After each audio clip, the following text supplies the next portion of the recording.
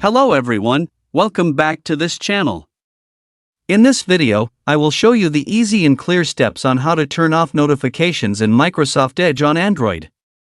How to turn off notifications in Microsoft Edge on Android. Make sure you keep watching this video until the end. Let's get started right away.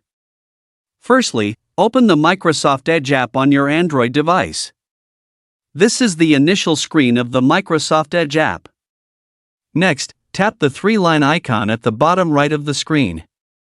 And a menu like this will appear. Tap the Settings menu. And scroll down. Tap Menu Notifications. Tap Allow Notifications. So that's it, tutorial how to turn off notifications in Microsoft Edge on Android. Thank you for watching. I hope this video was helpful. See you in the next video.